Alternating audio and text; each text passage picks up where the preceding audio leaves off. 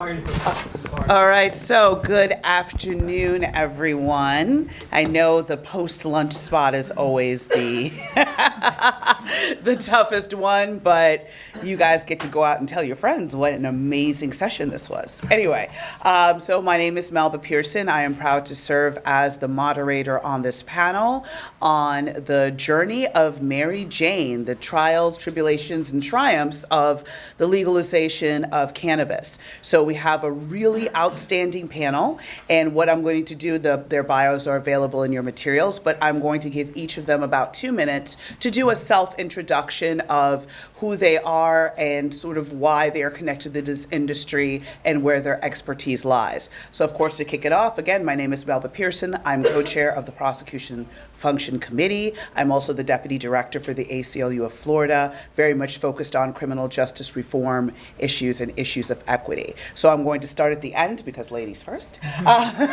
So I will start with Hope Wiseman. So please go ahead and introduce yourself. Okay, hello everybody. My name is Hope Wiseman. I am one of the founders of Mary in Maine, which is a medical cannabis dispensary in Capitol Heights, Maryland, not too far from here. I was born and raised in Prince George's County, Maryland, so it's very exciting that I get to kick off my journey in this industry right here in my hometown. I've learned so much through my journey. This industry, I like to say, is kind of like every year is like dog years, every year is like 7 years. So I've been in the industry in real life for about 5 years now. So yeah, 35 years. And I've learned so much. I cannot wait to share with you all, and definitely because it's a smaller group, I would love to have participation from the audience too. And yeah. Great, thank you so much, Hope. No problem. Brooke Pinto. Hello, I'm Brooke Pinto. I am the Assistant Attorney General for Policy and Legislative Affairs at the Office of the Attorney General for the District of Columbia. So I do work both in terms of long-term strategy for the office and the district, as well as managing our relationship with DC Council and our partners on the Hill to implement our legislative priorities. I do just want to note as a jurisdictional matter, because I know the group may not all be from DC, the DC Attorney General's office has jurisdiction over juvenile crimes in the city and some jurisdiction over adult misdemeanor crimes. The United States Attorney's Office has primary jurisdiction over adult crimes in the city. So in the context of marijuana, cannabis convictions, if an individual is arrested for possession over 2 ounces or public consumption, the United States Attorney's Office would handle that conviction.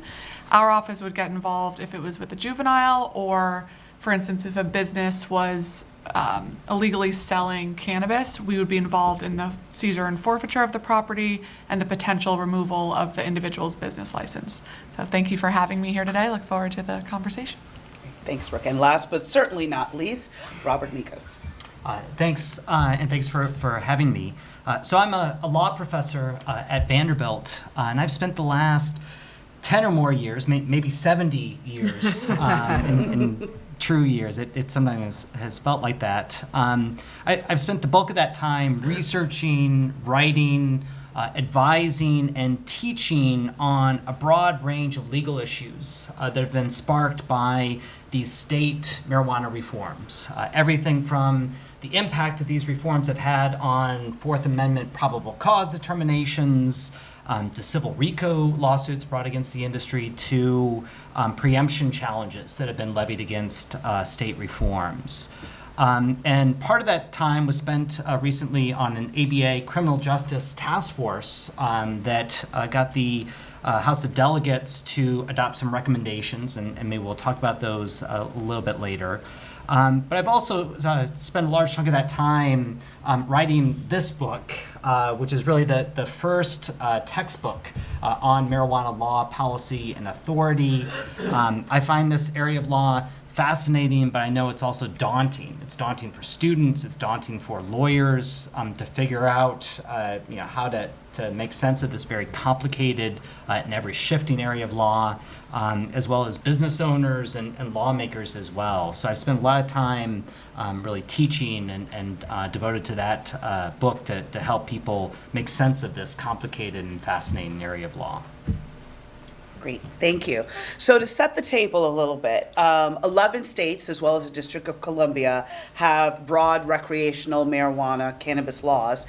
And an ACLU report from 2013 showed that African Americans are close to 4 times more likely to be arrested for marijuana usage, even though usage between African Americans and other races are exactly the same. When you look at this landscape of dispensary owners, now that we are moving towards legalization, only 4% of them are African American. So Hope, and I believe, Hope, you are the youngest. Yeah, I'm the youngest entrepreneur in the space. At this point, I've been recognized as the youngest dispensary owner, or African American dispensary owner. But I'm the youngest in the space.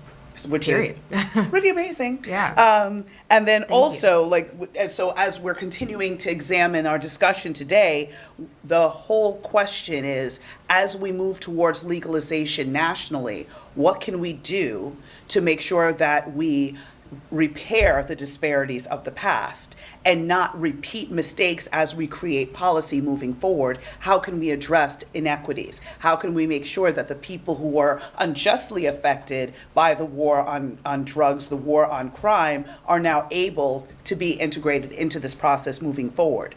So the first question I'm going to pose to the panel, looking at everyone for this, how did legalization come about in this area being DC, Virginia, Maryland? What was the process, and how did that come about?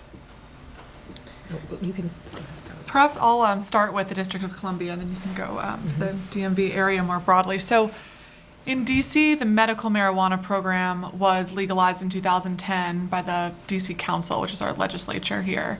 And so we currently have a pretty robust medical program. We have 6 dispensaries. You can apply for a medical card. You have to have a 30-day waiting period, be given approval by a doctor, and you can go get your medicine. Our recreational adult use program is a little bit more complicated. Individuals are permitted to grow up to 6 plants in their own home, with any 3 being mature at a given time. Individuals can use and possess up to 2 ounces of cannabis and can gift up to 1 ounce. However, individuals may not sell or purchase cannabis. That's because Congress has a spending rider over the District of Columbia's government that prevents us from enacting any law that taxes or regulates adult use cannabis in the district. That adult use program was voted on by referendum in late 2014 and implemented in the beginning of 2015 in the district. So in Maryland, Maryland legalized cannabis or medical cannabis in 2014, and that's when I was first introduced to this industry in 2014. The regulations allowed for a commission to be formed, so it is not regulated by the Department of Health like it is in many other states. They have a separate commission. They are all appointed by the governor, and they have specific, qualifications for each position on the commission. There are, I believe, there were 16 members on the commission back then. There are now 13. A lot of issues to lead up to that until now.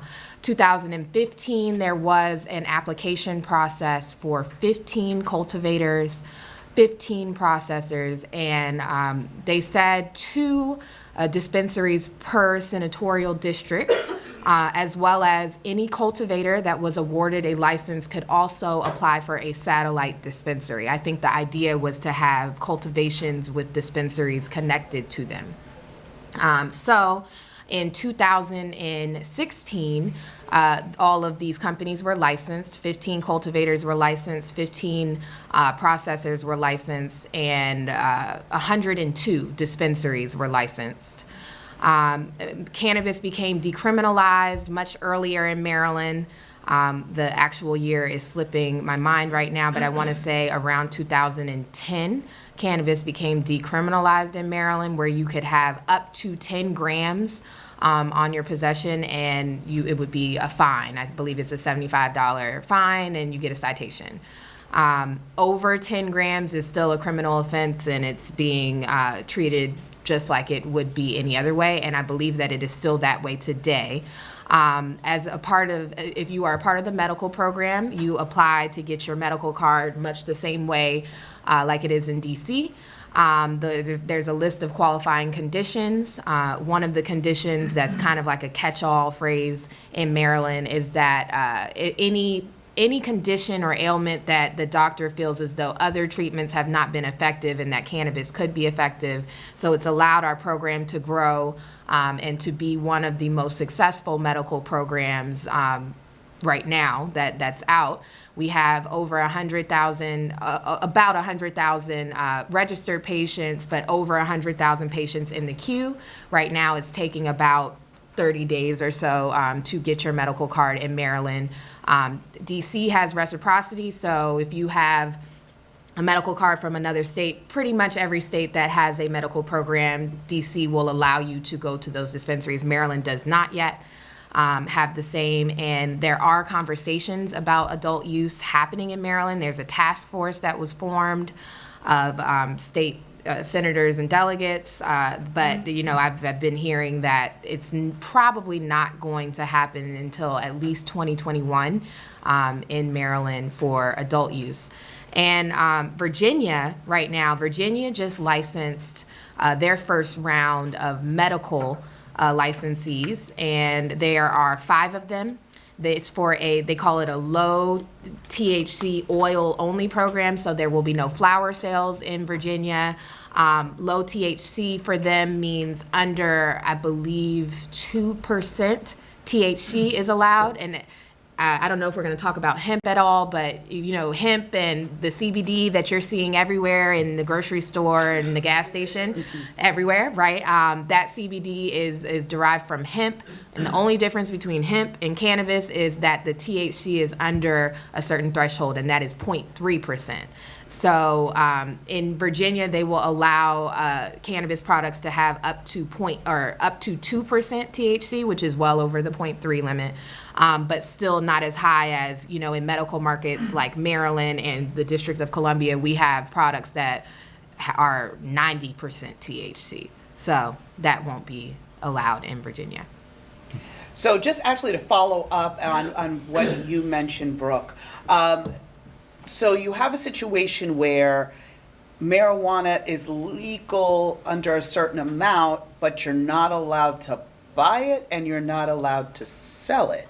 So if you don't grow it yourself, then, that seems like a strange regulatory loophole, and I've heard of something similar in Vermont. Why is that, and is there any movement to try to change it? Because that kind of makes no sense. Right. Like, it's legal, but you can't really get it, and then if you try and get it, then you're in trouble. Right. It makes absolutely no sense. And the district government is united in trying to get Congress to remove the spending rider so that we can create a safe, standardized regulatory framework for individuals to purchase and sell cannabis at certain amounts. Theoretically, under the current model, everybody who has it is growing it themselves, unless they're part of the medical program. And we know that that's not true. So, as you note, it makes no sense. And so as much as we can have everyone's support with Congress when it comes up to remove the spending rider, we're working on that. We're also simultaneously coming up with a new regulatory framework to implement the new law once the rider is lifted, so that we'll be ready to go as soon as it's lifted to hit the ground running. But it's a really unfair model at the moment. Right.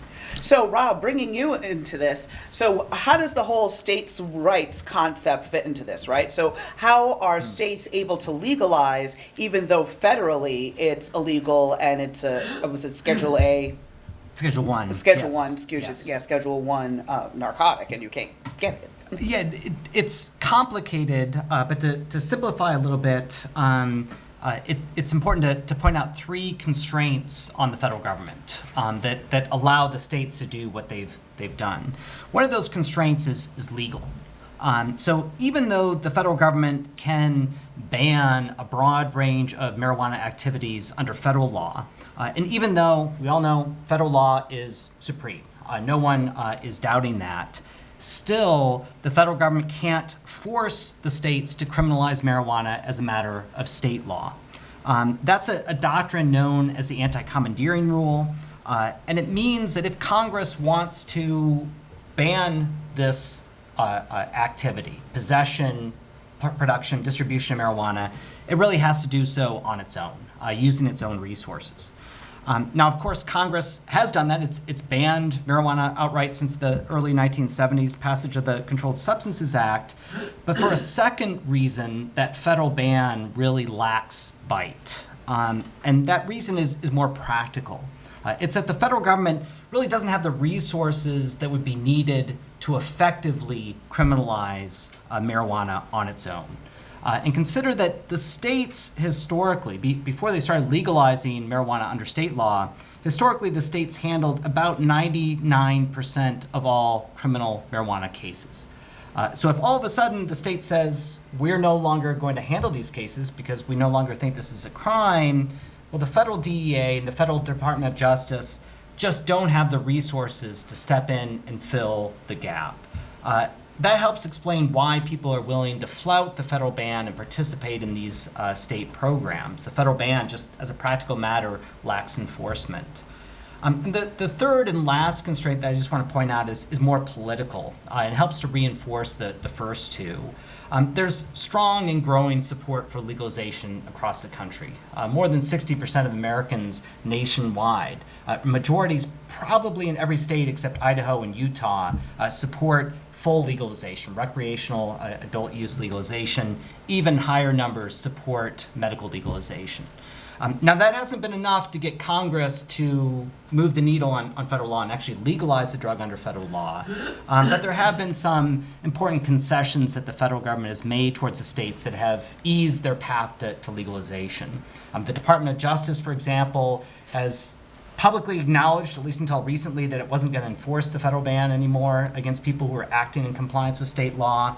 And since 2014, Congress has imposed a different spending rider, one that's more favorable towards the states, that tells the DOJ, thou shalt not go out there and prosecute people acting in compliance with state medical marijuana laws. You can't use any of your money for that. So those are three reasons, legal, practical, and political, why the states really today are calling the shots.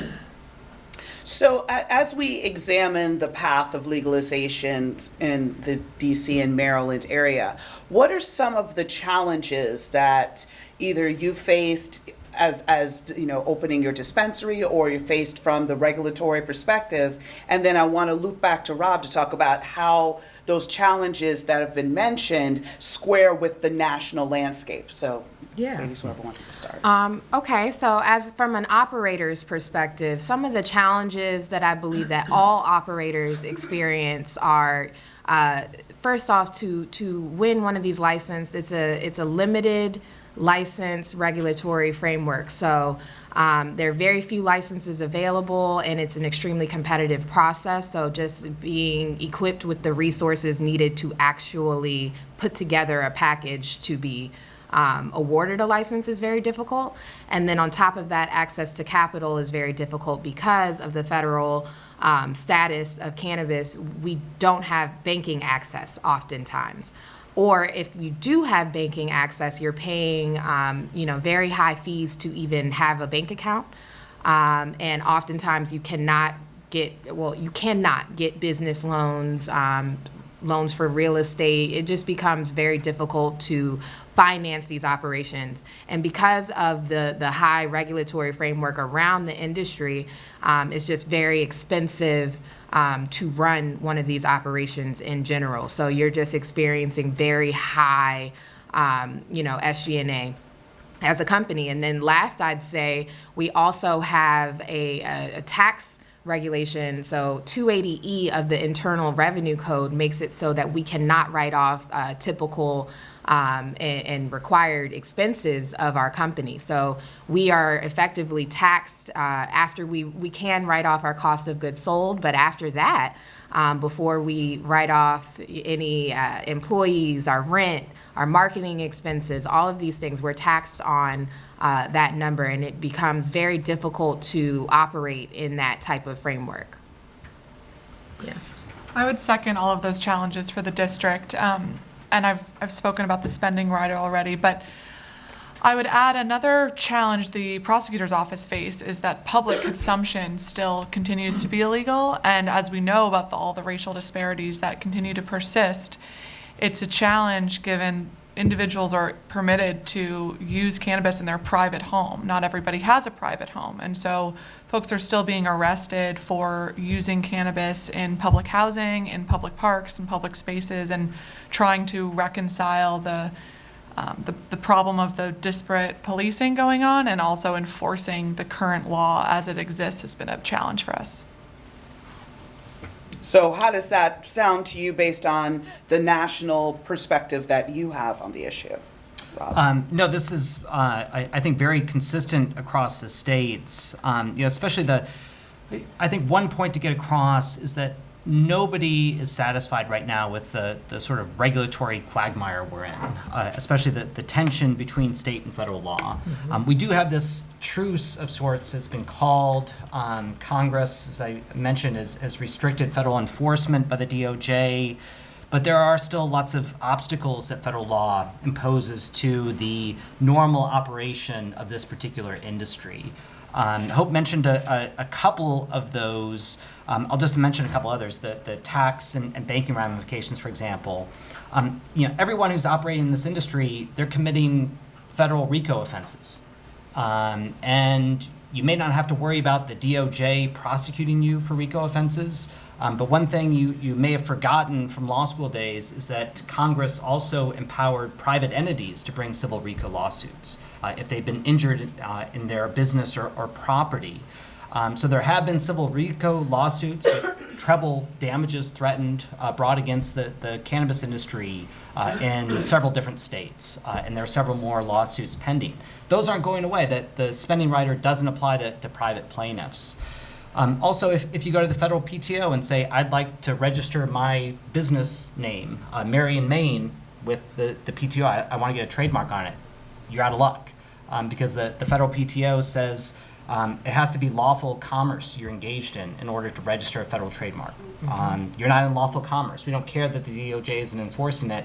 We look at the books and we see that what you're doing is illegal. So there's just a host of these challenges that these sort of piecemeal legislation like the spending riders really don't address and just makes the operation of a business in this industry just that much more complex, exponentially more complex than comparable industries like alcohol and tobacco.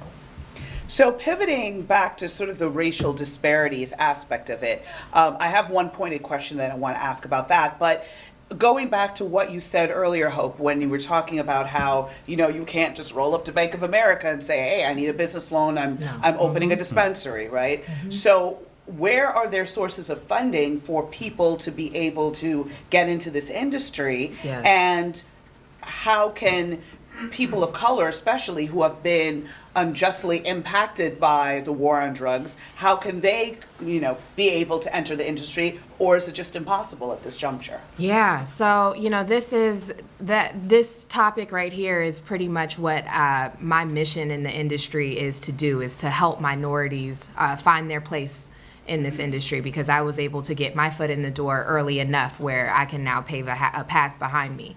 So, I'm very passionate about that. access to capital is definitely the number one reason that minorities cannot get into the industry. And at this point now, going into 2020, the industry has become extremely competitive. VC money has started to flow into the industry, and I'm sorry to interrupt, VC as in venture capital. Yes, I'm sorry. So my background is in finance. I use a lot of slang terms when it comes to finance stuff. But yeah, venture capitalist money has started to flow into the industry. And historically, African Americans and especially African American women are not usually venture capitalists a target for them. So, even a few years ago, I remember reading a lot about how women are really dominating this industry. Women of all races are dominating the cannabis industry because it's new, up and coming, and we're getting our foot in the door earlier. And then I saw a report just last year pretty much saying that 32% of the CEOs in cannabis used to be women, and that has now dropped to 26% in less than 3 years, simply because now the industry is becoming more sophisticated. You're seeing the reports of what they're saying that the industry will be worth in the next 5 years. They're saying that we could get all the way up to $75 billion by 2025. So now venture capitalists are like, I want to go over there. These are double-digit growth rates for the next 10 years. I'm going over there. It's the new tech boom. But they're not looking at minority owners. And that's typically where the funding has to come from: private investments, venture capitalists, family offices, high net worth individuals. And just the plain truth is most minorities don't have access to these people. So it definitely takes specific organizations that have this mission in mind to reverse that. And then looking at the landscape in general, what impact has legalization had on racial disparities within the criminal justice system? Have you seen any difference, a drop, an increase, God forbid, stayed the same? And I'm looking at both you, Rob, and you, Brooke, for your thought process on that. Well, I guess, marijuana historically accounted for a fairly sizable percentage of arrests and points of entry into the criminal justice system. I think the report that Melba referenced earlier, the ACLU report, The War on Marijuana in Black and White, calculated about 700 or 800,000 arrests every year that, at least in part, were attributable to marijuana. And there are sizable racial disparities in those arrests. As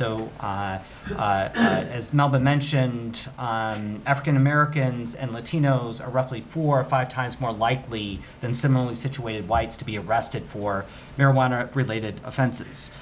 Now, following legalization, especially adult use and recreational legalization, the number of arrests for marijuana offenses has plummeted. One would hope so.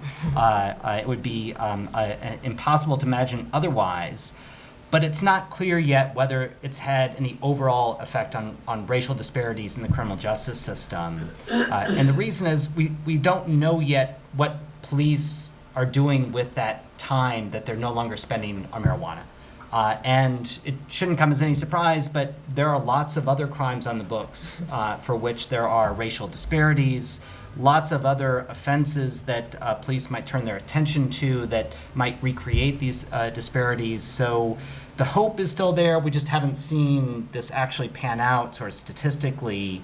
But the lesson here may be that it takes more systemic policing reform rather than just taking one sort of crime off the books to change these disparities. I think that's right. And in the District of Columbia, the stats continue to be very disheartening. Although arrests have gone down for overall marijuana-related offenses, in 2011 we had about 6,000 arrests on an annual basis. In 2017 we had just under 1,000. So the numbers overall have gone down, but the types of things folks are being arrested for have changed. So it used to be the majority of the arrests were for possession and possession with intent to distribute. Now the majority of the arrests are for public consumption. So our racial disparities have actually gone up in the last couple of years. Now, as you mentioned, the national average is somewhere around a Black or Hispanic individual is 4 or 5 times more likely to be arrested than their white counterpart for the same offense. In the District of Columbia, Black resident is 11 times more likely to be arrested than their white counterparts, and 92% of our arrests in 2017 were of Black residents. So we have a lot of work to do here in this space, and it's unfortunate that even with partial legalization, we have not seen the trend go in the way we'd like it to. And then, I'd also like to add, in many of the states where, especially when we're talking about adult use, and we're trying to come up with that regulatory framework, we saw this even in New York. So New York was very close to passing legislation around adult use, but it was stopped because everyone came together and said, no, this does not address the racial disparities and the disproportionate effect of what has happened to African American and Latino communities, which is very, very prevalent in New York. So even in District of Columbia, I'm sure that's something that's going to be focused on, first off, the expungement of these records of people who have gone through these crimes, as well as, there are people still in jail right now today for doing what I do every day. I find that that's extremely disheartening for me, and it's a mission of mine to help legislative bodies come up with the right framework that does what it's supposed to do. It's very hard for me knowing that, they've legalized this from a business perspective, but there are still people who there are some people that are in jail right now for a very simple, small possession. I just wanted to point out that is something that I think that Americans in general have band together to focus on. And we're definitely lobbying for these legislative bodies that are writing the regulations to be able to include that. And a lot of times we're stopping the actual regulations coming out if they don't include that. So I want to follow up on something that Brooke said about the huge spike in public consumption arrests.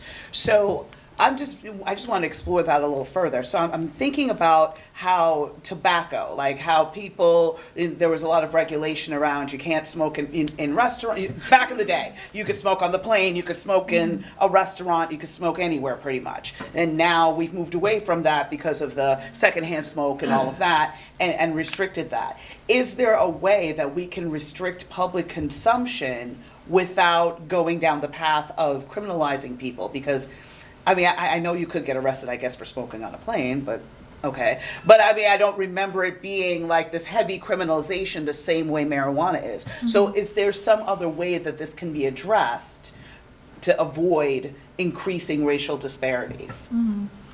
Well, I think one of the ways we can address it is by having public consumption, social consumption sites for consumption. And so in Denver, they have public consumption, they have social consumption sites, but you have to pay for access to use them. And so they still continue to have legalized marijuana, but people are being arrested for public consumption who don't have access to discretionary income to pay $20 a day to go in and smoke their joint. And so I think in the district, as we think about access to spaces to use a product that we're trying to legalize, that's something we're considering is, are there places we could set aside that are free to enter, use the product, and encourage folks to not do this on the street and then get arrested for it? Okay. Because actually what kind of just popped into my mind is sort of almost like,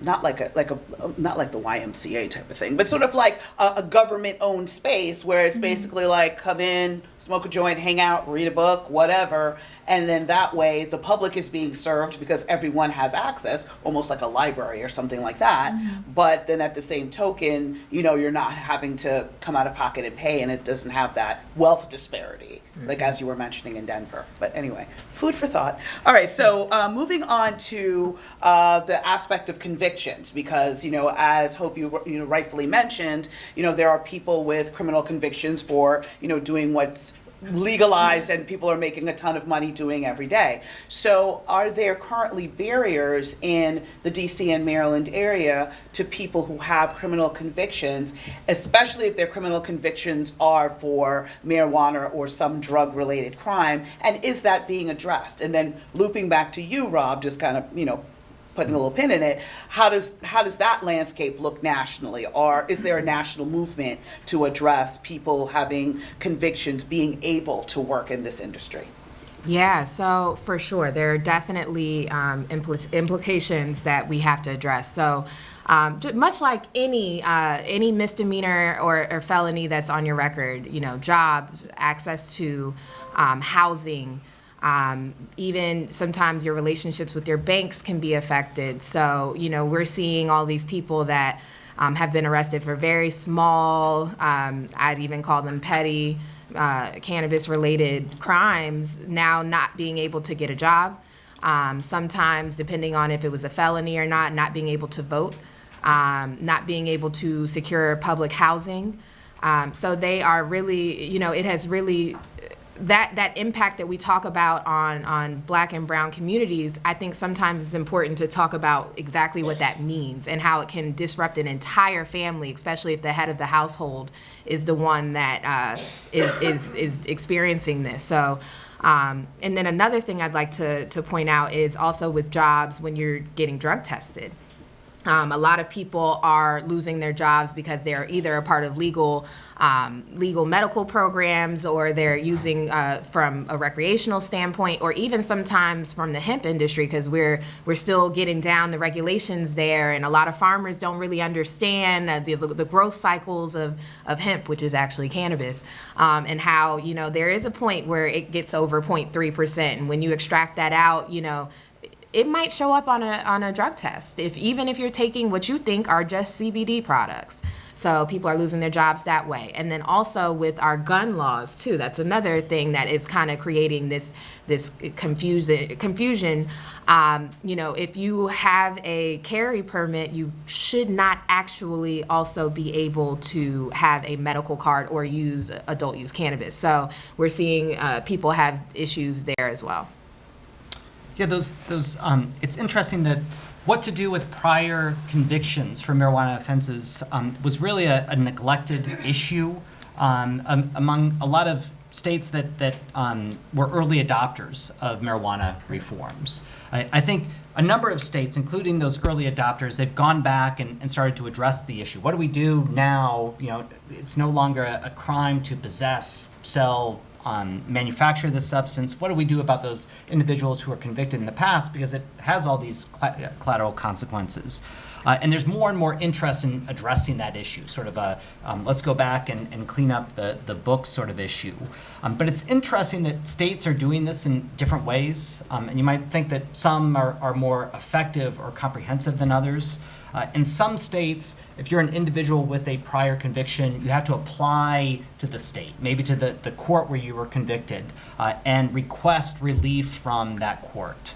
And the state might limit the grounds for such relief. They might say, hey, it's got to be a pretty minor marijuana offense, can't involve trafficking, for example. So in those states, relatively few people are taking advantage of that and are benefiting from that. Other states, you have either states or even just individual prosecutors who are automatically expunging offenses. They're basically going back and canvassing all prior convictions for marijuana offenses and saying we are just going to toss this one out without the individual who is convicted having to do anything. And needless to say, in those states, a lot more convictions are being erased or expunged than the other states. But there is a lot more interest in addressing it. It's just there's not a uniform approach among all the states to how to do that. And we've talked a little bit about the racial disparities and the impacts of communities of color on the war on drugs, and I think that's a really crucial place to start in any conversation about expungement or sealing, because folks need to understand how important it is to not only move forward, but to address some of the harms that we've created as a society by criminalizing this substance in the first place. In DC, when I say sealing versus expungement, because every state defines it a little bit differently in their criminal code, for juveniles, all of the records are sealed regardless, and it's a crime to disclose any of the confidential information that's in the juvenile's record for any crime. In the adult context, individuals can seek to have their record expunged in the case of actual innocence, again, for any crime. And then for marijuana-related offenses, the most common place this comes up is when individuals will file a motion to have their records sealed for something that has later become decriminalized or legalized. So those are most of the motions that we've seen, but we are looking to create a more robust sealing and expungement regime in the district because we've learned from other states that some work better than others. Michigan, for example, has a pretty robust expungement policy if an individual applies, but they did a study and found that 93% of those eligible for expungement didn't know they were eligible. In New Jersey, they have an interesting expungement program where someone has to apply, but they were finding there were burdensome administrative costs and paperwork to fill out that folks are saying, I can't hire a lawyer, I can't afford it, so I'm just not going to deal with it. So some of the jurisdictions that have automated processes are very interesting to the district government as we look forward to creating a more accessible system to expunge your record. Then to explore the idea of prior convictions a little bit further, can you work in the industry if you have a criminal conviction? So it depends on the state. In Maryland, yes, but they have specific qualifications around it.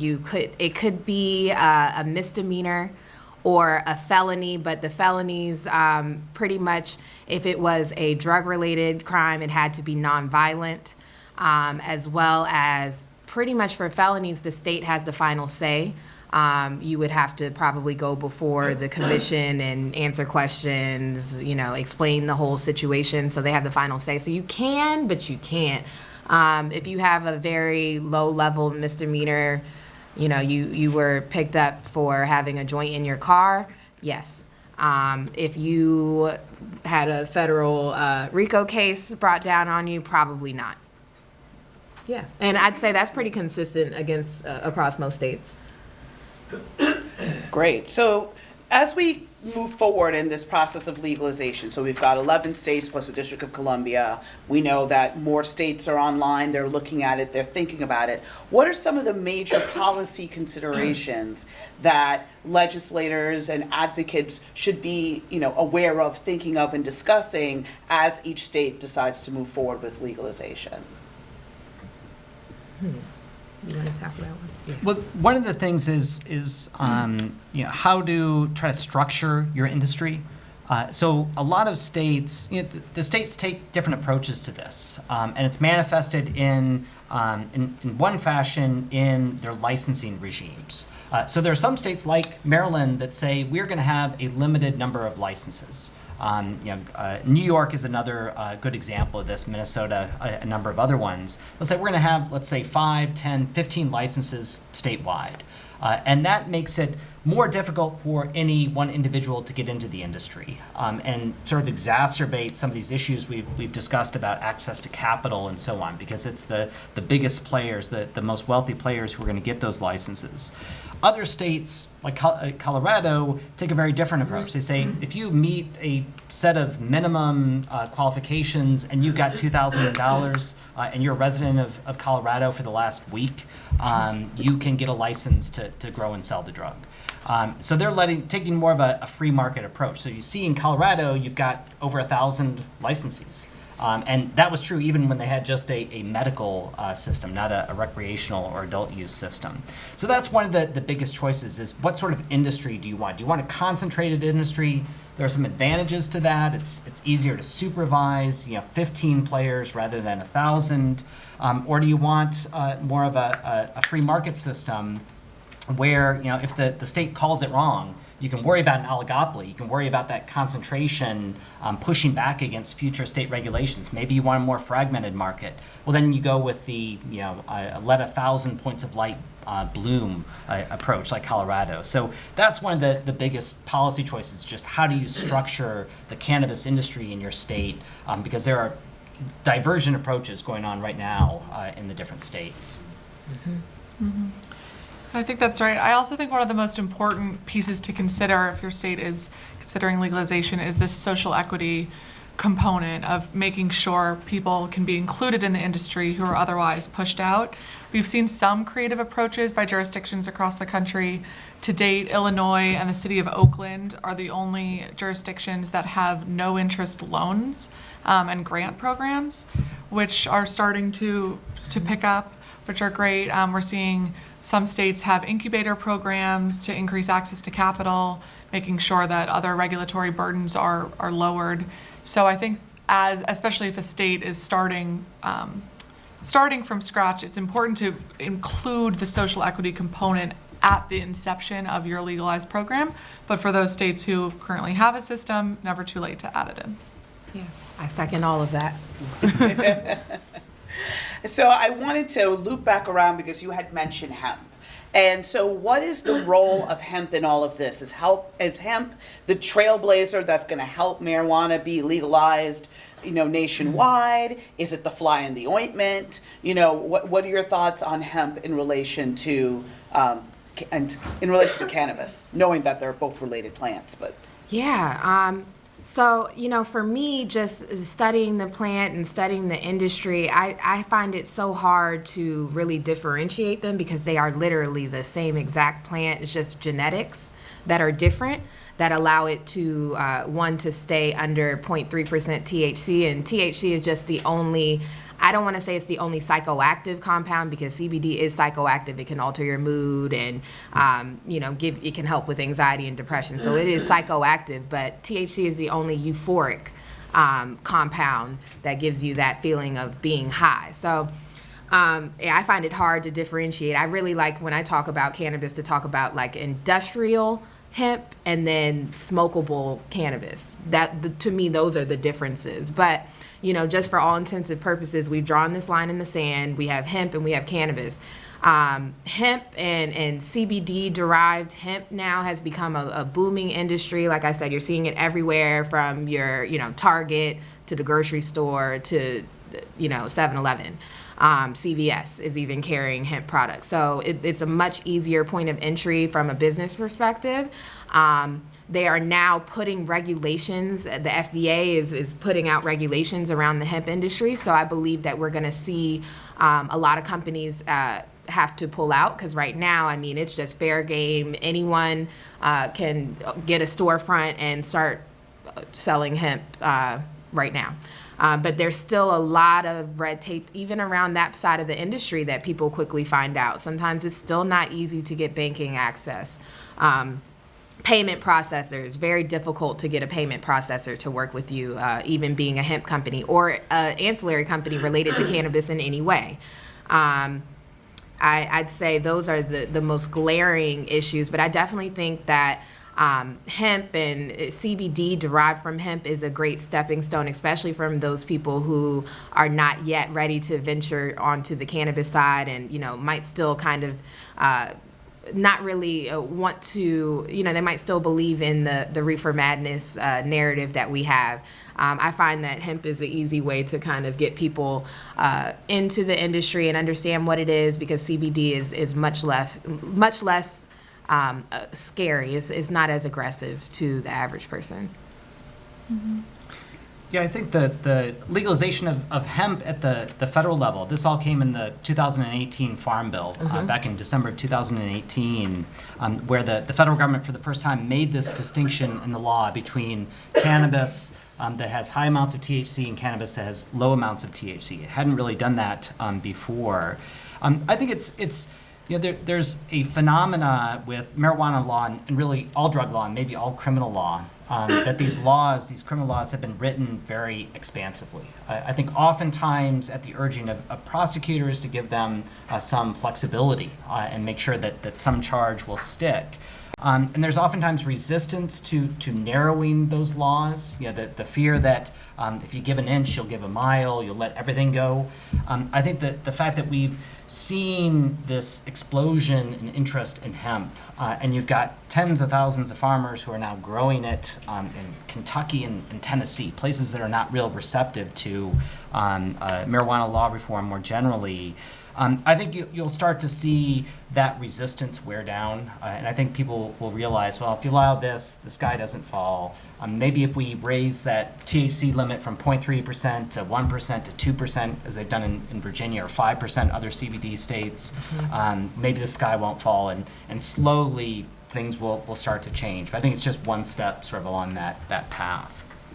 Mm-hmm. I'll just add, I'm a little bit worried about hemp's effect on the overall legalization of more traditional cannabis, because although more people are using CBD products than had ever used higher levels of THC cannabis products, because there was such a long interim period between the Farm Bill being passed in 2018, December 2018, and the USDA issuing their proposed regulations a week and a half ago, I worry that that 10 to 11 month period without any standardization or testing may have negative consequences and effects down the road that will, encourage people to have more fears for cannabis, that folks in the industry who want this to be legalized want it to be standardized and tested and consistent. And so that's my one fear as it relates to hemp affecting further legalization. But I'm hopeful it'll go the opposite way. Yeah. Phil, yes, question. To direct it to Professor, but anybody can answer it. So now that there's a quantitative distinction between hemp and marijuana, laboratories, municipal and state laboratories, have no internally validated, for the most part, that's what I'm looking for you for some statistics. But generally speaking, they don't have internally validated quantitative methods to be able to distinguish. And so consequently, how are you going to make an arrest? Because the old, it looks like, smells like, this is my experience as an officer, now may not even get you past arraignment or preliminary hearing or a grand jury, whatever it may be. And many laboratories simply can't afford to validate a methodology, let alone now process these things and have to produce a quantitative, pure weight lab report. So I'm wondering if you have any statistics on that, because that is a problem. No, it's absolutely a problem. It's a problem for the law enforcement officer in the field to make those distinctions, those granular distinctions.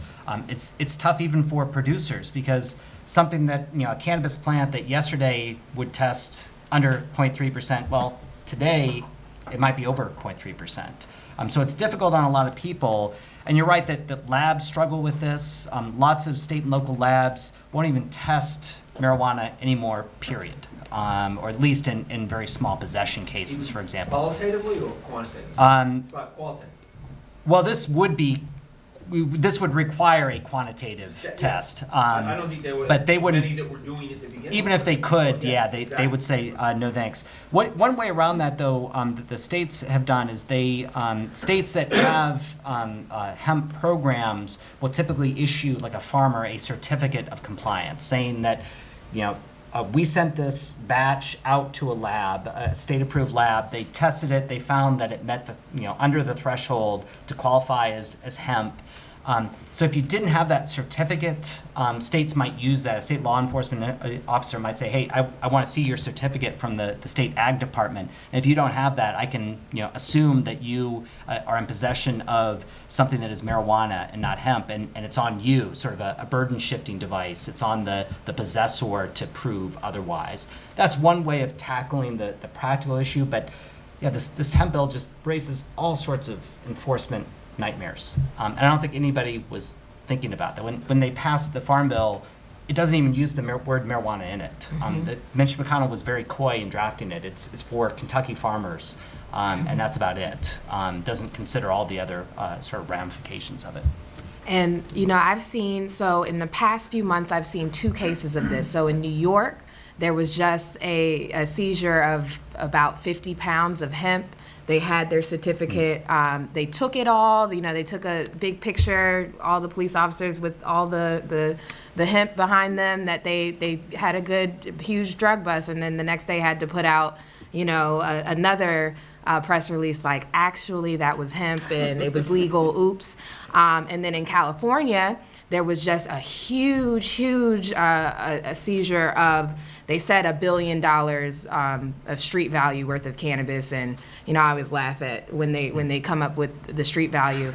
It was probably a few $1 million worth, but they said $1 billion worth of cannabis that was being grown under the hue of that it was hemp, and they did not have the correct paperwork. When they tested it, it was way normal cannabis THC levels. So we're kind of seeing both sides of that play out. I've read about it. There's quite a few companies that are, racing to develop a field test to be able to test the THC levels right in person, which would really help the hemp industry, because especially as hemp companies are transporting over state lines, which is technically supposed to be legal, when you're stopped, at the end of the day, it looks and smells, feels exactly like cannabis. So, if you're stopped, you're driving from South Carolina up to Maryland, if you're stopped in North Carolina, and even if you have the right paperwork, oftentimes you're seeing people have their trucks seized. They'll test it. It might take 3 or 4 days. And that lag time, that could sometimes kill a crop, depending on if it's not in the right storage, climate. There's all types of things that are happening. So it's definitely a huge problem. And I know there are a lot of companies racing to come up with that field test. I've seen a few that say they can do it. So Good luck on a quantitative field test on marijuana. yeah, I agree. I wouldn't be waiting Yeah, breathlessly for that. I agree. I just want to go back and ask a practical question to Ms. Wiseman. From a business standpoint, you mentioned the issues with banking, given the illegality under the federal law and the state law practice. But what are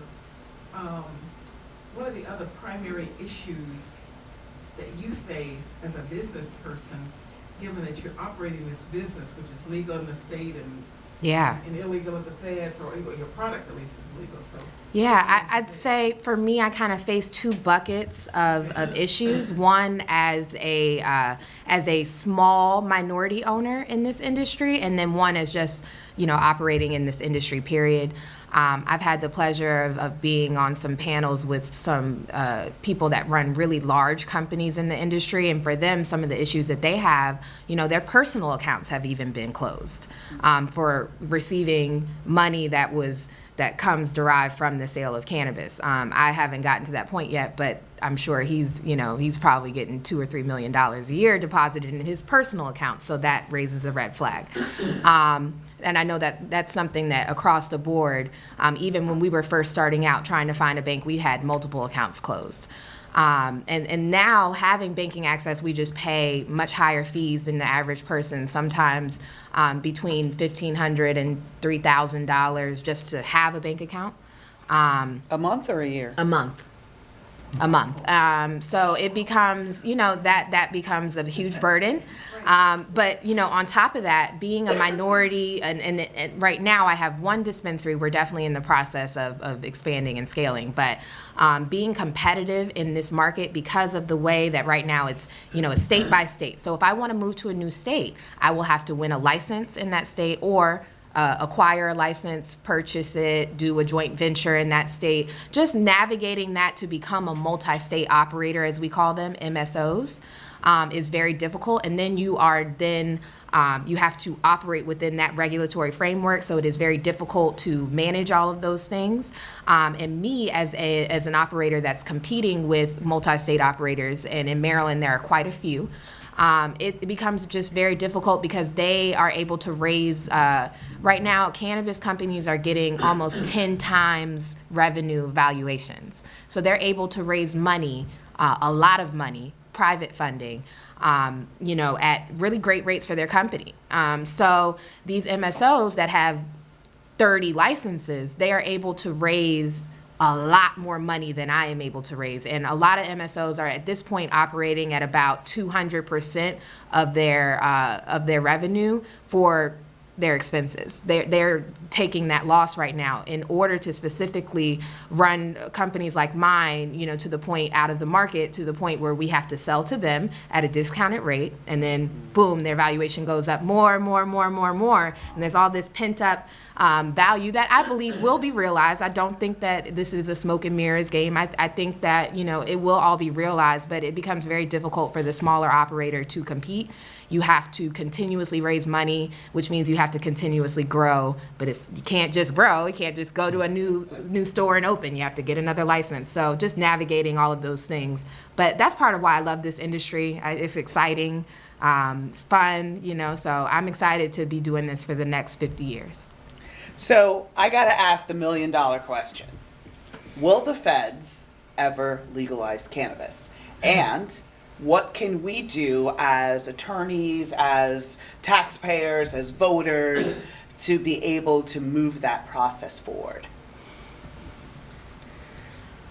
Well, I'll take Good the question. second piece first, because it's easier and more immediate. I think that one of the most important things for operators to be able to do is access banking services. And so in the short term, the Safe Banking Act just passed through Congress a few weeks ago, which is exciting, which says that banks will not be prosecuted for providing banking services to legal cannabis businesses in states that have legalized. And so that bill really needs to pass through the Senate so that these businesses can access banking services and meaningfully contribute in the marketplace without fear and hordes of cash that they're, going around town with. So that's the short-term thing that we as lawyers can do to lobby the Senate. I am hopeful that there will be federal legalization because the Trump administration has said that they are interested in looking at this, and there is a view that after the 2020 election, if Trump were to win the re-election, that it's possible he may support legalization going forward. I still think we're pretty far off from that, but he has made commentary that he would be supportive. Not sure how much we could hold him to that commentary, but many of the Democratic candidates are also supportive. And I think I'm torn a bit on the wisdom of pursuing things like the Safe Banking Act, addressing these problems that are created by the federal ban piecemeal. I think if Congress does that, I think Congress will feel satisfied that we've solved the issue. And then, don't come back to us with any more reform proposals dealing with tax, dealing with civil RICO, dealing with trademarks, whatever it might be, for a couple more years. So I think it would take some pressure off Congress. I think that the alternate route, and I think it's possible that the federal government will legalize marijuana in a sense in the next few years, going beyond the sort of spending riders I've described before. And there is some bipartisan legislation out there known as the States Act that wouldn't repeal the federal ban throughout the nation, but it would empower states individually to turn off the federal marijuana ban within their jurisdictions. So, for example, if the States Act were passed, it would now be legal in Colorado to possess, grow, and distribute marijuana for both medical and recreational purposes. It'd be legal in Maryland for just medical purposes.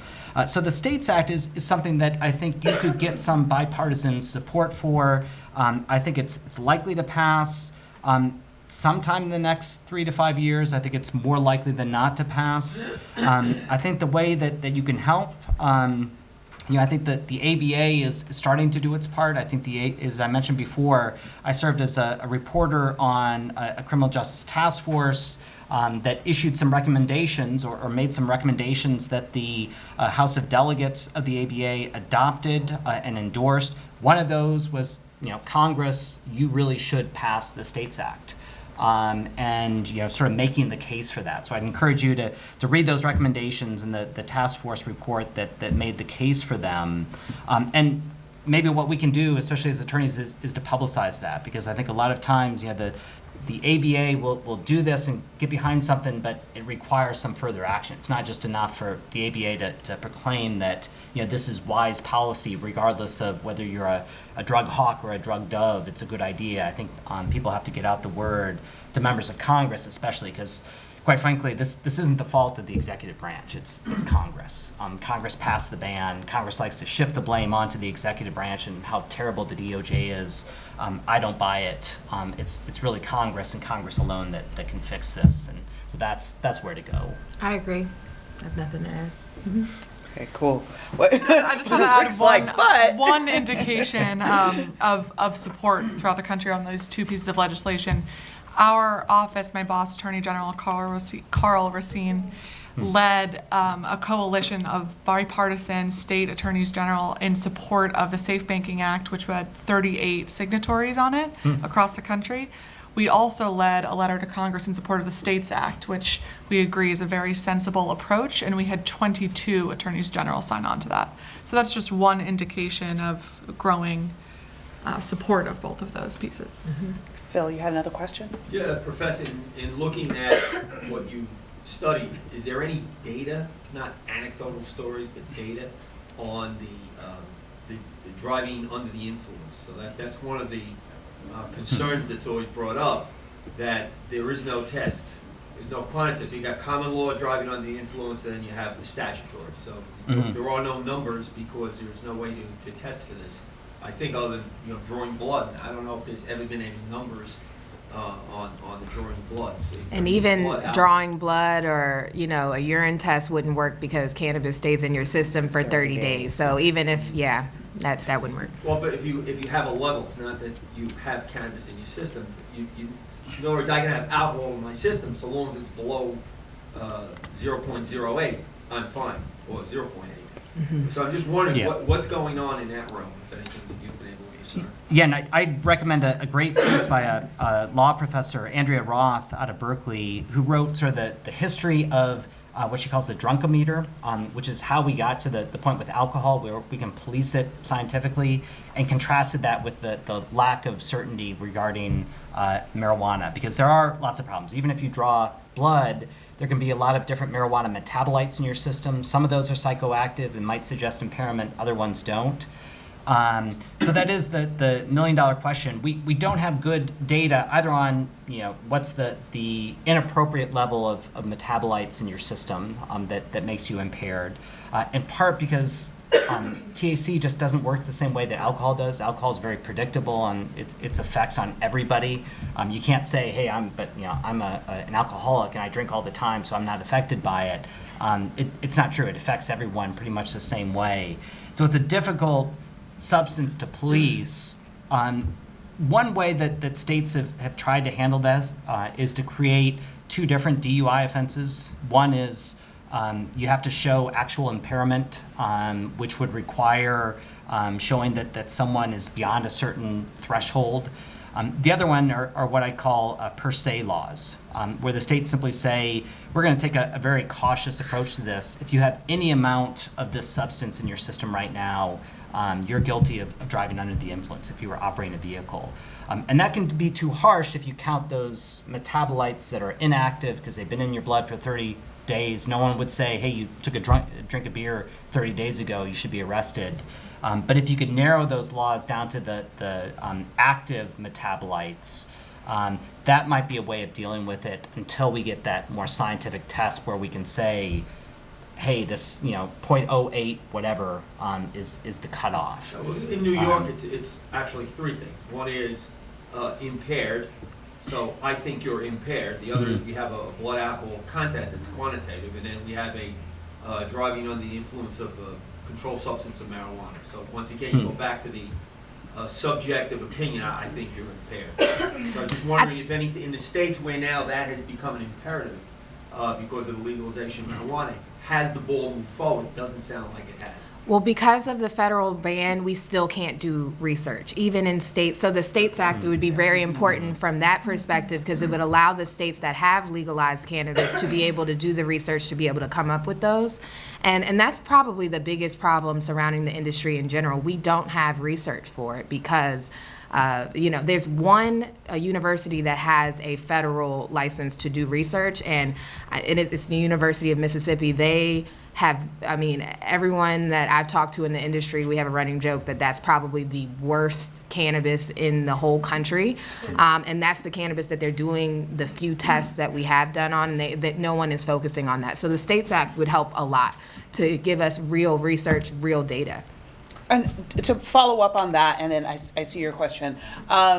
I know that there were some studies that were done overseas. So, for instance, like in the Netherlands, where it's Israel's big, even China. Is there data that we can pull from their studies that could help us here, or is it just too far afield just because it's different culture? Or? I have not been hearing very many universities looking towards that. But yeah, Israel has been looked at as a leader in cannabis research. They put out a lot of research, and then also we know that China has a lot of research as well that we just don't have access to. Sorry, you had a question. Oh, It's okay. okay. Brooke, I'll come back to you. Yes, question. So, I guess we're thinking about restorative justice for people that have prior convictions, like expungements or commutations. If they, let's say they were reprimanded while in custody, while they were confined for some type of negative behavior, how would that impact their ability to have those same type of restorative justice options? You know, obviously they wouldn't, if their only conviction is a marijuana conviction, they wouldn't be confined if it weren't for that. So will they still, do you think they would still be afforded the same type of opportunities, or will they not be afforded those options?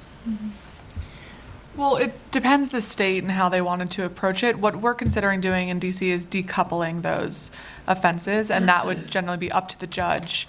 And if the U.S. Attorney's Office opposed the motion that the previous defendant made to have their record be expunged or sealed, depending the circumstances, it's possible that it may be able to be decoupled, but it does make the automation processes a little more complicated for cases both that in the scenario you laid out, or if an individual is arrested for two things. And so we're working through making sure the technology is equipped to decouple some offenses right now. And Brooke, you had a previous point that you wanted to make? Oh, I was just going to say, for the international studies, one of the problems with this plant is that depending on the way you apply heat and water to it, it can have different effects on the THC content, which is why tests in the United States are so important to be done, and which is why this drug needs to be descheduled so we can do it. Yeah, even as much as, you know, the actual place that it's grown, South Carolina and California are going to give you two different results, same exact seeds.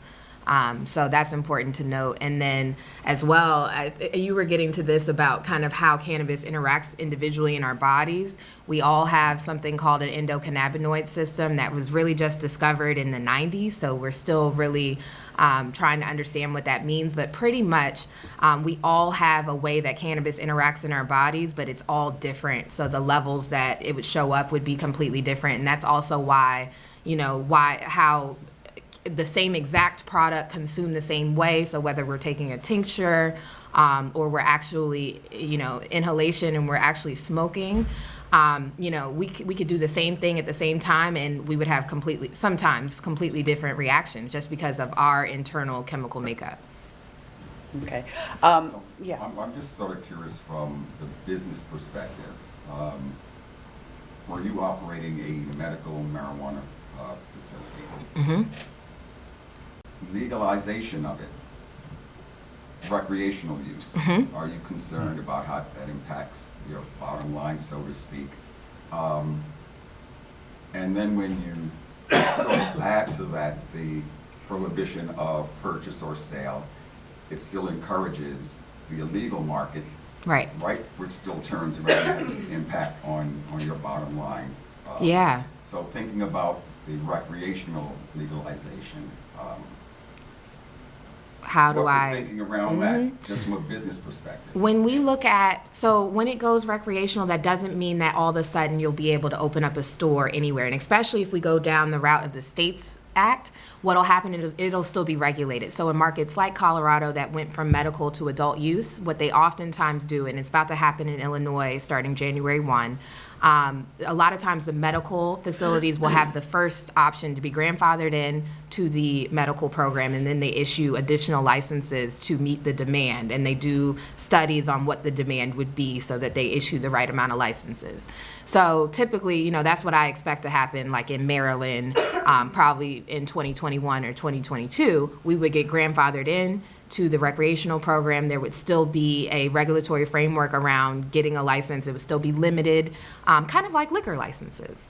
And I actually think it would do amazing things to my bottom line, so I'm excited about that. But what I'm not excited about is a complete free market, but I don't think we are going to see that in this industry. I think it will end up being somewhat like how we manage, giving out liquor licenses. So then to follow up on Wayne's question, would you then, the day that adult use becomes legal in Maryland, would you then be able to just expand your dispensary to include recreational and medical? Or would you need to get an additional license? Depending it might be, depending on what they decide. In Illinois, you had to apply for an additional license, but you can operate them both out of the same facility. So like in Colorado, we've seen it happen. And a lot of times you go in and they'll say, okay, medical one side, adult use another. And the differences are normally, and these are all different across different states, and you can attest to this too. Normally the differences are for medical, it's either not taxed or taxed much less than adult use, and adult use taxes can be sometimes as high. One state, I can't remember again, you probably know, one state is 35%. I think that's California. Yeah, California, 35%. So that definitely pushes people to the illicit market. And I think it's something that we are, we're noticing happen, and we're trying to make sure in the states that are coming up, that's something they're really trying to address, keeping the tax rate at something that's actually doable so that we don't further the illicit market. And we're not just rushing towards it for the tax revenue, because a lot of states are, but they're really trying to get the program right so it's something that's actually affordable for people. In states like Maryland, we don't tax medical cannabis at all. Right now, and it will maintain that way, which will still entice people to want to sign up for the medical program. And then oftentimes, too, the medical program allows for higher levels of THC. So they might allow you to get the 99% distillate, or have 35% flower in the medical side, and then on the adult use side, they might say, okay, we're only going to allow up to 15% in flower and 70% in a distillate. So. Any other yes, So question. I know in DC, they, instead of selling it, they gift. There's a few different companies that will gift it. So like I know District of That is not legal. Huh? That is not legal. So yeah, so I'm getting deaf artists, and I'm hard of hearing, so I know. I used to live by Gallaudet. There's a group of deaf artists from like around Gallaudet, and you buy a piece of art, and then they gift you the marijuana. And there's a few different companies and groups of people that are doing this. I did see at one point where I read, so I'm not 100% certain, but I read where they were pursuing this one guy who happened to be African American, who was really big and had a really big following. They were trying to charge him with something, whereas some of these other groups that were predominantly white and not people of color, I didn't necessarily see where they were pursuing them. So my question is DC pursuing trying to stop any of these companies from the gifting program process that they have put together? And if so, do you guys see racial disparities, or how is that whole thing unfolding? Sure. So it is legal to gift up to 1 ounce of marijuana in the district. So many people have been creative with their approach to this. So they'll have a legal transaction of selling something else and then later gift. Where we have been enforcing the majority of these cases are pop-up gift shops, and the person will be in possession of way in excess of their 2 ounce limit. So they'll have 50 ounces on them, and they'll be gifting left and right, and so all of a sudden that is now illegal. So we are enforcing those businesses. We've also found a couple of cases that are legally selling paraphernalia, but they will also be illegally selling cannabis product. As I noted, the numbers from 2016 and 17 still continue to be discouraging on the racial front. We're hopeful that with more police training that we've been doing and engagement around these conversations, that our numbers in 2019 and 2020 will be a little more equal, but that's our current position on it. The gift issue also doesn't go away even once you get a regulated industry. Other states like Colorado ban gifting by licensed commercial entities because it's oftentimes used as a way to evade taxes. So they'll say, here's a painting or whatever, it might be a bauble or something. A sticker. Yeah, sticker, and $50 sales tax on that is sticker. 3%. It's a $50 sticker. Yeah. And here's your. I've heard about the $50 ounce. T-shirts, but, okay. Stickers are getting pricey They got these the days. Yeah. stickers So too. it doesn't go away, and yeah, there are concerns about enforcement, but gifting is a problem really everywhere. It's a problem in decrim states too that have social sharing that under prohibition laws. Again, prohibition laws are written expansively. They ban distribution. Distribution includes gifts, includes any transfer of possession, regardless of any payment received for it. But a few decrim states like Massachusetts, before it legalized adult use, said we think social sharing is okay, but raised lots of questions about what's social sharing. Yeah. Okay, Wayne, last question. Okay. So in New York City, I'm part of the mayor's task force that was supposed to come up with a regulatory scheme in the event that it was legalized as opposed to being decriminalized. And on the side of when we're talking about this racial equity and restorative component, and I wouldn't know if you guys know how other cities have dealt with this. When you're talking about, for example, you can grow 6 plants for personal use. Of course, the folks who've been mostly impacted in a city like New York, Black and brown people, they live in public housing that receives federal funding, and so they can't smoke nor grow in public housing, right? And I'm pretty sure there's got to be a similar situation in other cities and spaces. Do any of you know how those municipalities have sort of dealt with that, or they just ignored it? That's a really tricky issue because most public housing authorities do receive federal funds, Yes. and there's typically a mandatory condition on access to public housing, although it's not written quite as strictly as you might imagine.